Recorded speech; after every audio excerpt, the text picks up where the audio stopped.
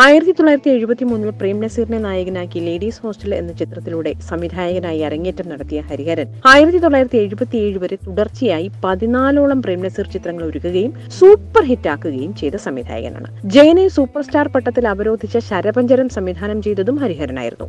MT Vasudevan നായരുടെ 11ഓളം തിരക്കഥകൾക്ക് ചലച്ചിത്ര ഭാഷ്യം ചമച്ച സംവിധായകനും മലയാള സിനിമയിൽ ഹരിഹരൻ മാത്രമാണ്. മോഹൻലാലിന്റെ കരിയറിലെ മനോഹര ചിത്രങ്ങളായ പഞ്ചാഗ്നിയും അമൃതം ഗമയയും ഹരിഹരന്റെ കഴിവും മികവും സമ്മേളിച്ച സിനിമകളായിരുന്നു. മമ്മൂട്ടി ഹരിഹരൻ ചിത്രത്തിൽ നായകനാകുന്നത് ഒരു വടക്കൻ വീരഗാഥയിലൂടെയാണ്. വടക്കൻ വീരഗാഥയുടെ ചരിത്ര വിജയത്തിന് പിന്നാലെയാണ് മമ്മൂട്ടി ഹരിഹരൻ കൂട്ടുകെട്ടിൽ ഒളിയമ്പുകൾ എന്ന ചിത്രം പിറവികൊള്ളുന്നത്. ആക്ഷൻ ചിത്രങ്ങളുടെ കഥാകാരൻ ഡെന്നിസ് ജോസഫിന്റെ രചനയിൽ ഹരിഹരൻ ആദ്യമായി സംവിധാനം ചെയ്ത ചിത്രമായിരുന്നു ഒളിയമ്പുകൾ.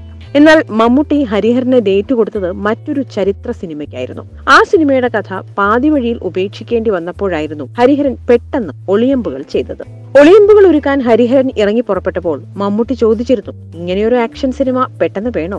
ഈ കഥ ഹരിഹരൻ സാറിന്റെ കയ്യിൽ ഒതുങ്ങുമോ എന്ന്. പക്ഷെ മമ്മൂട്ടിയുടെ വാക്കുകൾ മുഖവിലേക്ക് എടുക്കാതെ ഹരിഹരൻ ഒളിയമ്പുകൾ പൂർത്തീകരിച്ചു. ചിത്രം റിലീസ് ചെയ്തപ്പോൾ തിയേറ്ററിൽ തികഞ്ഞ പരാജയമായി മാറുകയായിരുന്നു. You're watching me on metromatney.com. metromatney.com. Subscribe for more videos. Subscribe for more videos. Subscribe here for more videos. Subscribe now. Thank you.